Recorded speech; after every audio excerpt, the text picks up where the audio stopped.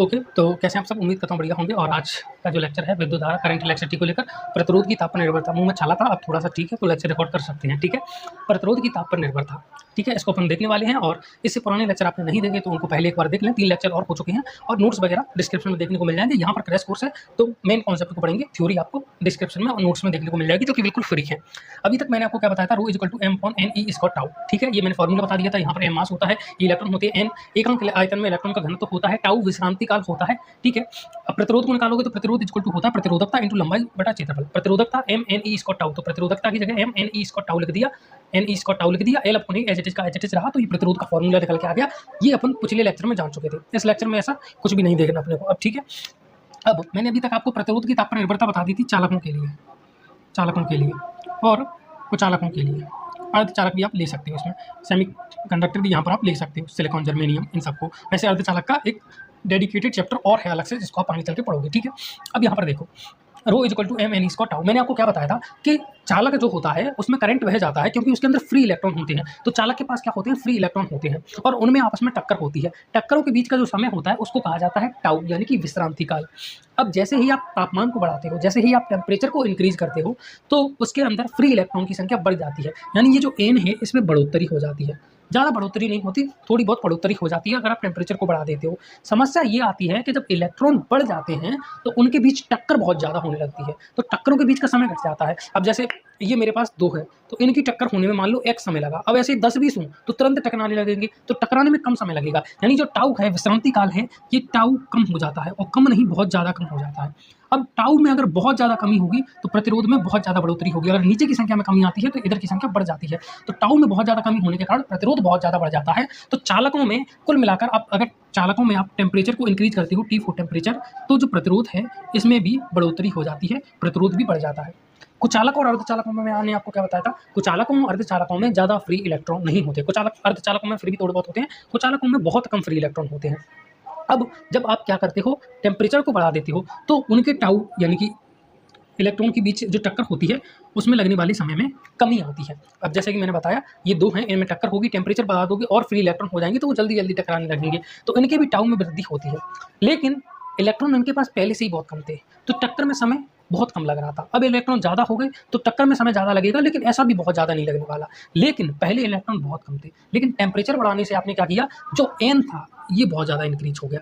दोनों में डिफरेंस देख लो। चालकों में फ्री इलेक्ट्रॉन बहुत ज़्यादा होते हैं, तो उनमें n तो बढ़ते हैं, लेकिन टाउ बहुत ज़्यादा कम हो जाता है। यहाँ पर टाउ तो कम होता है, लेकिन n बहुत ज़्यादा बढ़ जाता है। चालक और कुचालक, अर्धचालक में यही डिफरेंस है कि एक में n थोड़ा सा बढ़ता है, टाउ बहुत कम होता है। कुचालक में टाउ थोड़ा सा कम होता है, n बहुत ज़्यादा बढ़ जाता है। देखो, ये भी बढ़ रहा है और ये कम हो रहा है, यहाँ पर भी n बढ़ रहा है, टाउ कम हो रहा है, टाउ कम हो रहा है, टाउ कम हो रहा है, n बढ़ रहा है, n बढ़ रहा है। फर्क क्या है? इधर n कम बढ़ा और इधर n बहुत ज़्यादा बढ़ गया, इधर टाउ बहुत ज़्यादा कम हुआ, इधर टाउ थोड़ा सा कम हुआ। तो ये डिफरेंस है, इसको एक बार समझने की कोशिश करो। तो कुचालकों में क्या हुआ, टाउ कम हो गया, उससे ज़्यादा फर्क नहीं पड़ा, लेकिन n बहुत ज़्यादा बढ़ गया। अब नीचे की संख्या बढ़ेगी तो फाइनली प्रतिरोध कम होगा, तो इनमें अगर आप टेम्परेचर बढ़ाते हो तो प्रतिरोध कम हो जाता है। मैं एक और बार और बता देता हूँ कि चालकों में टेम्परेचर बढ़ाया तो प्रतिरोध बढ़ गया, क्योंकि टाउ में बहुत ज़्यादा कमी आ गई थी, बार बार टकराने लगे थे, तो प्रतिरोध इनका बहुत ज़्यादा बढ़ गया। लेकिन कुचालक और अर्धचालकों में चूंकि पहले ही इलेक्ट्रॉन नहीं थे, आपने अब मान के चलो टेम्परेचर बढ़ा दिया, तो पहले मान के चलो 4 इलेक्ट्रॉन थे, 4 फ्री इलेक्ट्रॉन थे, तो अब 10 हो गए, तो टक्कर में कोई ज़्यादा वो नहीं आया। चालक है उसमें पहले 1000 थे, अब मान लो 2000 हो गए, तो टाउ में बहुत ज़्यादा कमी आ गई, क्योंकि उसमें 2000 है तो तुरंत टकराने लगे हैं, समय में बहुत ज़्यादा कमी आ गई। कुचालक में क्या था, 4 थे, अब 10 हो गए, तो 4 थे 10 हो गए, तो टक्कर में कोई ज़्यादा फर्क नहीं पड़ेगा। लेकिन 4 से 10 हो जाना यानी कि n नंबर उनका बहुत ज़्यादा बढ़ जाना, तो यही दोनों में डिफरेंस होता है कि एक में टक्कर बहुत ज़्यादा कम हो जाती है, एक में n बहुत ज़्यादा बढ़ जाता है। इसके कारण इसका प्रतिरोध जो है कम होता है, और इसका चालक या अर्धचालक का प्रतिरोध कम होता है और चालक का जो प्रतिरोध है वो बढ़ जाता है। ये मैं आपको पहले पढ़ा चुका हूँ, ठीक है? तो अब दिक्कत ये होती है कि जैसे अपन विभव मापी को देख रहे हैं, है ना? विभव अपन आगे देखेंगे, विभव मापी क्या होता है, मीटर ब्रिज क्या होता है, मीटर सेतु जिसे बोलते हैं। इन सभी में अपन इस्तेमाल करते हैं अपने उपकरणों का। वहाँ पर किसी तार में अपन धारा प्रवाहित कर रहे हैं, तो टेम्परेचर बढ़ रहा है, क्योंकि करंट बहेगा तो धीरे धीरे तापमान बढ़ता है। आप देखोगे कोई ज़्यादा करंट डाल दिया किसी पतले से तार में तो वो जल जाता है, टेम्परेचर बहुत ज़्यादा हाई हो जाता है। तो धीरे करंट में तार में करंट बह रहा है तो उसका टेम्परेचर बढ़ेगा, और टेम्परेचर बढ़ेगा तो उसका प्रतिरोध भी परिवर्तित होगा, क्योंकि चालक ले लो चाहे कुचालक ले लो, अगर उसका टेम्परेचर बढ़ रहा है तो उसका प्रतिरोध बढ़ेगा कम होगा, बढ़ेगा कम होगा। जैसे चालकों का टेम्परेचर बढ़ रहा है तो उनका प्रतिरोध भी बढ़ने लगेगा, कुचालकों का टेम्परेचर बढ़ रहा है तो उनका प्रतिरोध कम होने लगेगा। तो अगर चालक कुचालक वगैरह किसी को भी आप इस्तेमाल करते हो तार वगैरह के तौर पर, कुचालक को तो आप इस्तेमाल कर ही नहीं सकते, उसमें अब लकड़ी को इस्तेमाल करोगे तो भले ही टेम्परेचर बढ़ा लो, इसका मतलब ये थोड़ी कि उसमें करंट बहने लगेगा। तो इनका इस्तेमाल करोगे और टेम्परेचर को बढ़ाओगे तो उनका प्रतिरोध भी बढ़ेगा। अब टेम्परेचर को कंट्रोल नहीं कर सकते, करंट बढ़ेगा तो टेम्परेचर अपने आप बढ़ेगा, फिर प्रतिरोध अपने आप परिवर्तित होगा, तो दिमाग का माथापच्ची होगा। जो रिजल्ट देख रहे हैं उससे अलग रिजल्ट मिलेगा, क्योंकि प्रतिरोध चेंज हो रहा है, तो जो रिजल्ट हमें चाहिए वो रिजल्ट नहीं मिल रहा, अध्ययन में प्रॉब्लम होगी। तो हम क्या करते हैं, फिर चालक को चालक अर्धचालक इन सभी को मिलाकर, इनमें से जो जरूरी तत्व हैं उनको मिलाकर क्या करते हैं, एक मिश्रित तत्व तैयार करते हैं, जिन्हें कहा जाता है अलॉय। क्या कहा जाता है? अलॉय कहा जाता है, जिसमें नाइक्रोम आ जाता है। अब एग्जाम्पल के तौर पर आप अलग से लिख सकते हो, नाइक्रोम वगैरह हो गया, कॉन्स्टेनेन आ गया, ठीक है, और भी कई सारे आ गए। एग्जाम्पल अभी याद रखने की जरूरत नहीं है, या नोट्स वगैरह मिल जाएंगे, उनको देखना अपना काम नहीं है। ये अलॉय जो अपन लेते हैं, देखो प्रकृति में भी कुछ अलॉय प्राकृतिक रूप से मिल जाते हैं, लेकिन ज़्यादातर अपन खुद ही तैयार करते हैं वैज्ञानिक लोग, और ये सब मतलब व्यक्ति के द्वारा ही तैयार किए जाते हैं। अब जो अलॉय है इनका क्या होता है, इनका जो रेसिस्टेंस होता है, यानी जो प्रतिरोध होता है, रेसिस्टेंस होता है, ठीक है, जो भी है प्रतिरोध हिंदी में है ना, अपनी शुद्ध हिंदी, इनका जो भी प्रतिरोध होता है उसमें बहुत ज़्यादा चेंज नहीं होता, वो कांस्टेंट रहता है, ठीक है। मतलब जैसे अब ये देखो अपना क्या है, वी है यानी कि विभव है, सॉरी टेम्परेचर है केल्विन में, और यहाँ पर अपना प्रतिरोध है, या फिर प्रतिरोधकता को ले लो, प्रतिरोध या प्रतिरोधकता किसी को भी ले लो। तो ऐसा नहीं है आप धीरे धीरे टेम्परेचर बढ़ रहा है तो ये नहीं बढ़ेगा, ये बढ़ सकता है, लेकिन उसमें जो चेंज आता है वो कुछ ऐसा होता है। आप देखो ये ऐसे नहीं बढ़ा कि एकदम से बढ़ गया हो, नहीं, इसमें चेंज आया है हल्का हल्का, बहुत कम। तो अगर इनमें थोड़ा टेम्परेचर बढ़ भी जाता है तो इनके प्रतिरोध में कोई ज़्यादा परिवर्तन नहीं आता, बहुत कम परिवर्तन आता है, इनको कहा जाता है अलॉय। तो अभी आपसे चालक को लेकर पूछा जाए कि चालकों में टेम्परेचर बढ़ाने पर प्रतिरोध क्या होगा, तो बढ़ेगा, कुछ चालकों में क्या होगा, घटेगा, और अगर पूछा जाए अलॉय में क्या होगा तो उनमें ऑलमोस्ट कॉन्स्टेंट ही रहता है, ठीक है। तो ये कुल मिलाकर इनसे क्वेश्चन पूछे जा सकते हैं। अब मेन टॉपिक अपना क्या है, प्रतिरोध की ताप पर निर्भरता। तो इसके लिए अपने को फॉर्मूला जनरेट करना है, इसको नोट कर लो, अलॉय को लेकर फिर जनरेट करते हैं फॉर्मूला। अब चलो जरूरी चीज़ पर आते हैं, फॉर्मूला यहाँ पर जनरेट करते हैं। देखो इससे मुझे नहीं लगता ज़्यादा न्यूमेरिकल पूछे गए हैं, और अगर आपके बोर्ड में पूछे गए हैं तो आप खुद से न्यूमेरिकल कर सकते हो। क्रैश कोर्स से मेरे पास इतना समय नहीं होगा कि मैं न्यूमेरिकल करा पाऊँ, तो खुद से कर सकते हो। लास्ट में मैं देखूंगा कुछ इंपॉर्टेंट क्वेश्चन न्यूमेरिकल इस चैप्टर के करवा दूंगा, अगर उसमें इस कॉन्सेप्ट के भी अगर न्यूमेरिकल होंगे तो वो भी मैं ऐड कर लूँगा, ठीक है, वरना आप खुद से करो, ठीक है, इतना तो आप कर ही सकते हो। अब यहाँ पर जो अपना मैंने फॉर्मूला अपने को जनरेट करना है वो अपन करते हैं। अपन ने क्या किया, कोई भी पदार्थ वगैरह ले लिया, कोई भी मान के चलो, अभी उसके टेम्परेचर में dt से उसको इंक्रीज कर दिया, dt टेम्परेचर उसका बढ़ा दिया, है ना, पहले t था अब dt और बढ़ गया, ठीक है। तो उसका जो प्रतिरोध था वो भी dr से बढ़ गया। ये एक्सपेरिमेंट है, ठीक है, ये एक्सपेरिमेंट है, यहाँ पर लिख लो, ये एक एक्सपेरिमेंट है कि प्रयोग किया वैज्ञानिकों ने, शोध किया कि टेम्परेचर को अपन ने dt से बढ़ाया, dt यानी छोटा सा टेम्परेचर अपन ने बढ़ाया, तो प्रतिरोध में भी dr यानी हल्का सा फर्क आ गया। तो ये जो फर्क आया है, प्रतिरोध में वृद्धि हुई है, ये वृद्धि किस किस चीज़ पर डिपेंड कर रही है। तो एक्सपेरिमेंट किया तो अपने को पता चला कि ये जो dr वृद्धि है ये डिपेंड कर रही है किस पर, ये डिपेंड कर रही है टेम्परेचर पर। ये जो प्रतिरोध में होने वाली बढ़ोतरी है ये इस टेम्परेचर पर डिपेंड कर रही है, तो इसके प्रोपोर्शनली है। और किस पर डिपेंड कर रही है, ये डिपेंड कर रही है, मान लो शुरुआत में इसका प्रतिरोध R0 बोल देता हूँ, तो ये डिपेंड कर रही है R0 पर, यानी शुरुआत में कितना प्रतिरोध रहा उस पर डिपेंड कर रही है। तो इस तरीके से मैं कह सकता हूँ कि यहाँ पर ये जो अपनी dr है ये प्रोपोर्शनली है एक तो R0 के और dt के। ये जो dr में होने वाली बढ़ोतरी है ये डिपेंड कर रही है R0 पर और dt पर, यानी पहले कम प्रतिरोध था तो प्रतिरोध में बढ़ोतरी भी कम होगी, पहले अगर ज़्यादा प्रतिरोध था तो प्रतिरोध में बढ़ोतरी भी ज़्यादा होगी। तो शुरुआत में कितना प्रतिरोध था उस पर भी डिपेंड कर रहा है, और अगर टेम्परेचर बढ़ा है तो भी प्रतिरोध में बढ़ोतरी होगी, है ना, और टेम्परेचर कम हुआ है तो प्रतिरोध में कमी आएगी, ठीक है। तो टेम्परेचर में जो चेंज आया है उस पर भी डिपेंड कर रहा है। तो dr इज प्रोपोर्शनली R0 और dt। प्रोपोर्शनली का चिन्ह हटाओगे तो यहाँ पर एक कांस्टेंट निकल के आएगा जिसको अल्फा बोल देते हैं, और ये अपना R0 इंटू dt हो गया, ठीक है, अल्फा R0 dt हो गया। अल्फा जो होता है इसको बोला जाता है थर्मल कांस्टेंट, ठीक है, इसको बोला जाता है थर्मल कांस्टेंट, थर्मल कोफिशिएंट बोल देते हैं, या फिर इसको बोल देते हैं कोफिशिएंट ऑफ थर्मल टेम्परेचर, या फिर शॉर्ट में यहाँ पर बोल देते हैं इसे टेम्परेचर कोफिशिएंट, ठीक है, टेम्परेचर कोफिशिएंट बोल देते हैं शॉर्ट में। अब ये जो अल्फा है ये तो एक कांस्टेंट के तौर पर निकल के आया है, समानुपाती का चिन्ह हटाते हो तो कांस्टेंट ही निकल के आता है ना। तो ये जो टेम्परेचर कोफिशिएंट है ये एक कांस्टेंट है कि नहीं, तो देखो ये एक कोई पक्का कांस्टेंट नहीं है, अगर आप टेम्परेचर में चेंज करते हो तो ये भी चेंज होगा। सर ऐसे कैसे, आपने पुराने लेक्चर में बताया था कि अगर ये भी चेंज हो जाए, अगर कांस्टेंट ही चेंज हो रहा है तो फिर ये प्रोपोर्शनली कैसे हुए, फिर तो ये अल्फा पर भी डिपेंड कर रहा है, इन दोनों पर थोड़ी डिपेंड करेगा, फिर तो ये अल्फा पर भी डिपेंड करेगा। हाँ आपकी बात सही है कि अल्फा में भी चेंजेस आते हैं, लेकिन जनरली देखा जाए, ज़्यादा बुक्स में देखा जाए और नॉर्मल तौर पर देखा जाए, जैसे अपन एलॉय वगैरह लेते हैं तो उनके लिए जो अल्फ़ा में जो चेंजेस होते हैं वो बहुत कम होते हैं। अल्फ़ा की वैल्यू 0 के आसपास होती है। तो टेम्परेचर बढ़ाते हो तो अल्फ़ा में कोई खास परिवर्तन आता नहीं है, और जब अल्फ़ा में कोई परिवर्तन नहीं आता तो ये कांस्टेंट के तौर पर ही लिया जाता है। तो आपसे जो भी क्वेश्चन पूछा जाएगा उसमें अल्फ़ा कांस्टेंट के तौर पर ही लिया जाएगा, और अगर चेंज कर रहे हैं तो भैया वैल्यू दी होगी उसकी। ऐसे नहीं बोलेगा कि आपको अल्फा की वैल्यू नहीं दी और आपसे क्वेश्चन पूछ लेगा, या तो अल्फा की वैल्यू दी होगी चेंज हो रहा है तो, और नहीं तो फिर आपको अल्फा कांस्टेंट ही मान के चलना है कि अल्फा कांस्टेंट है। ठीक है, बाकी मैं और आगे समझा देता हूँ कि इसका समाकलन कर लो। अब ये तो छोटी सी वैल्यू निकल के आई है sir, alpha R naught D T, तो समाकलन कर दो दोनों तरफ। शुरुआत में टेम्परेचर आर नॉट था, बाद में आर फाइनल हो गया टेम्परेचर। शुरुआत में टेम्परेचर था अपना इनिशियल, बाद में हो गया टेम्परेचर फाइनल। समाकलन कर दिया तो ये हो गया R final minus R naught. ठीक है, डी आर का आर हो गया, वैल्यू पुट करी तो R final minus R naught. समाकलन करना अब तक आ तो गया होगा। अल्फा मैंने कहा ना कांस्टेंट ही लेके चलो। अब सर कांस्टेंट नहीं है, अल्फा की कुछ वैल्यू दे रखी है, मान लो अल्फा की वैल्यू दे दी T square plus T plus 1 plus कुछ इस तरीके से, तो भैया डी टी है ना, डी टी के सापेक्ष इसका समाकलन कर देना। इतना तो आता है, अगर अल्फा की कुछ वैल्यू क्वेश्चन में दे दे तो समाकलन कर देना, इतना तो आपको आता होगा ना। वैसे नहीं देगा, ठीक है, अल्फा कांस्टेंट ही लिया जाता है। अल्फा कांस्टेंट बाहर निकल के आ गया, ये जो आर नोट है ये शुरुआती प्रतिरोध है, कांस्टेंट है, बाहर निकल के आ गया।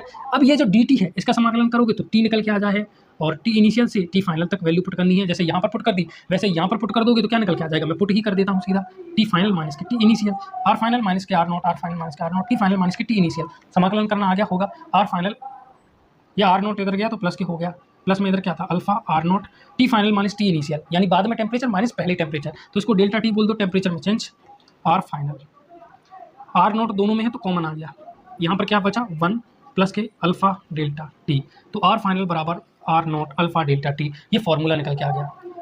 आर की जगह पर अगर अपन प्रतिरोधकता में देखें तो आर इक्वल टू मैंने आपको क्या बताया था, फॉर्मूला याद होगा, रो एल अपॉन ए, तो आर की जगह पर लिख दो रो, आर फाइनल है तो रो फाइनल, लंबाई बटा क्षेत्रफल, आर नॉट तो रो नॉट, ठीक है, लंबाई बटा क्षेत्रफल, और यहाँ पर 1 प्लस के अल्फा डेल्टा टी, ये तो कांस्टेंट ही है, लंबाई से लंबाई कट गई, एरिया से एरिया कट गया, तो rho final is equal to rho naught 1 plus के अल्फा डेल्टा टी, ये फॉर्मूला निकल के आ गया। सर अल्फा का फॉर्मूला निकालना हो तो अल्फा का फॉर्मूला निकालना हो तो इधर से निकाल लेना, देखो कैसे, आर फाइनल यहाँ से मत निकालो, यहाँ से निकालो, आसान होगा, R final minus R naught तो है, ठीक है, इस आर नॉट को नीचे पहुँचा दो, T final minus T initial delta T इसको भी नीचे पहुंचा दो, एक साइड बचा अल्फा, तो ये अल्फा की वैल्यू निकल के आ गई। अब मैंने कहा ना न्यूमेरिकल आपसे कहाँ से पूछे जाएंगे, यहाँ से पूछा जाएगा, ये फाइनल प्रतिरोध बराबर शुरुआत का प्रतिरोध 1 प्लस के अल्फा डेल्टा टी, टेम्परेचर में चेंज दे दिया होगा, आर नॉट दे दिया होगा, आर फाइनल दे दिया होगा, अल्फा की वैल्यू आपको क्वेश्चन में दे दी होगी, और फिर आर फाइनल पूछ लेगा, या इनमें से किसी एक की वैल्यू नहीं दी होगी और बाकी सबकी वैल्यू दी होगी, तो ये तो बेसिक न्यूमेरिकल है भाई, आपको फॉर्मूला बता दिया, ये फॉर्मूला ये फॉर्मूला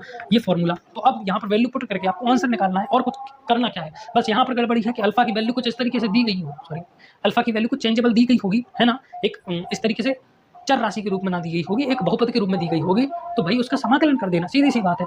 तो दोबारा देख लो, जिन भी बच्चों को समझ में नहीं आया, टेम्परेचर में डीटी का चेंज किया तो प्रतिरोध में भी चेंज आ गया, देखा गया प्रयोग करके तो पता चला प्रतिरोध में चेंज डीटी पर डिपेंड कर रहा है, आर नॉट पर डिपेंड कर रहा है, तो आर नॉट डीटी की प्रोपोर्शनल है, प्रोपोर्शनल का निकाला, कांस्टेंट निकल के आया, अल्फा ये बेसिकली कांस्टेंट नहीं होता कुछ केस में, इसीलिए से टेम्परेचर कोफिशिएंट बोल दिया जाता है, या फिर कोफिशिएंट ऑफ थर्मल टेम्परेचर, हाँ ये भी बोल दिया जाता है, सिंपल सा नाम है टेम्परेचर कोफिशिएंट, ये नाम याद रख लेना, आपके लिए काफ़ी होगा, इनफ होगा। ये डी आर इक्वल टू भाई समाकलन पुट कर दिया, वैल्यू पुट कर दी, ये आंसर निकल के आ गया। यहाँ पर कहीं पर दिक्कत हो तो देख लो और नोट कर लो। अब अपना लास्ट टॉपिक है जो कि है कार्बन प्रतिरोध, सॉरी अब अपना लास्ट टॉपिक है जो कि है कार्बन प्रतिरोध, इसको भी देख लेते हैं, ठीक है, कार्बन प्रतिरोध। इससे पहले एक चीज़ और जो शायद पता नहीं मैं पिछले लेक्चर में डिस्कस कर चुका हूँ या नहीं, ओमीय और अनोमीय प्रतिरोध भी होते हैं, तो इसमें कुछ नहीं है, देखो मैं आपको बता देता हूँ, साइड में लिख भी देता हूँ कि ओमीय प्रतिरोध और अनोमीय प्रतिरोध से अगर कोई क्वेश्चन आता है तो ठीक है, वैसे नोट्स में से इनकी डेफिनेशन वगैरह आपको मिल जाएगी। अनोमीय प्रतिरोध, ठीक है, ओमीय प्रतिरोध कौन से होंगे, जो ओम के नियम की पालन करते हैं, है ना, OHM आता है, बेसिकली ओम्स लॉ को फॉलो करते हैं, और ये वो हैं जो फॉलो नहीं करते, ठीक है। ओमीय प्रतिरोध वे प्रतिरोध जो ओम के नियम का पालन करें ओमीय प्रतिरोध कहलाते हैं, और जो ओम के नियम का पालन नहीं करते वो अनओमीय प्रतिरोध कहलाते हैं, ठीक है।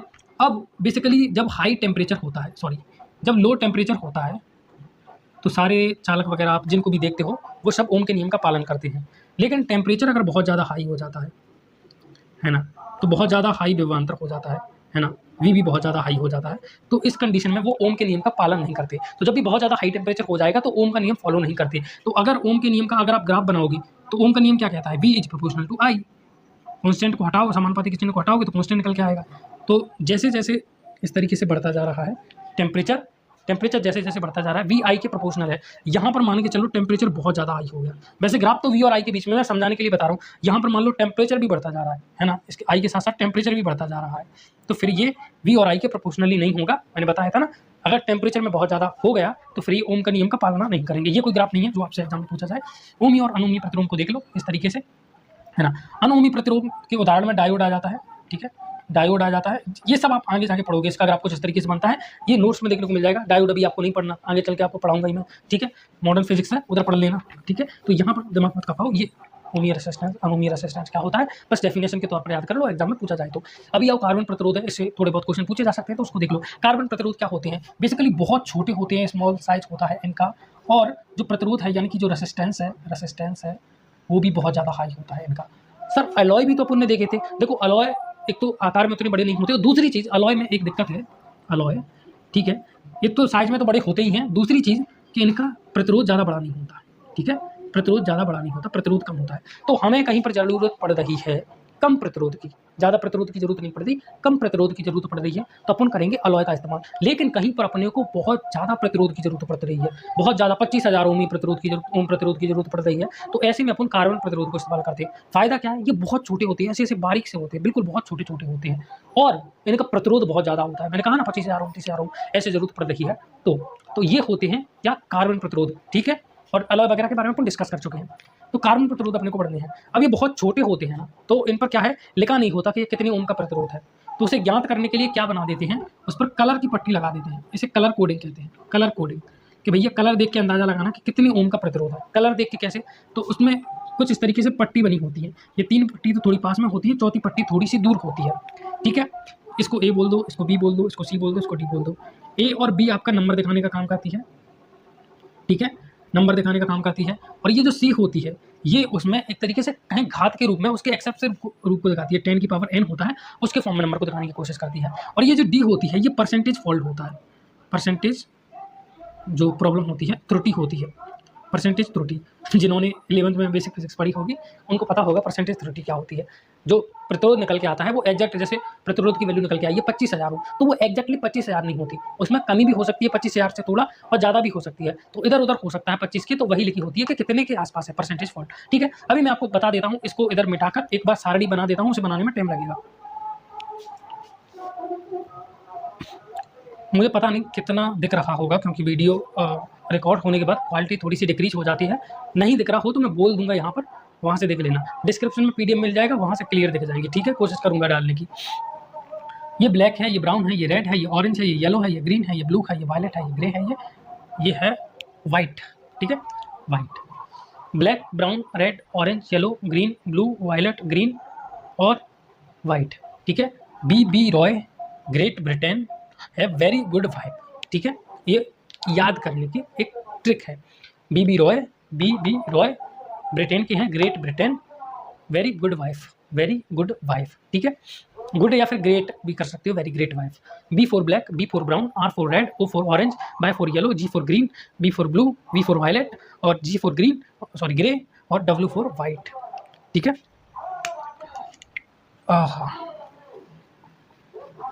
ये कलर कोडिंग है, ठीक है। और ये कैसे करोगे, ये मान लो ब्लैक कलर में बना दिया उन्होंने, ये मान लो उन्होंने बना दिया रेड कलर में, ये बना दिया उन्होंने आपका वायलेट,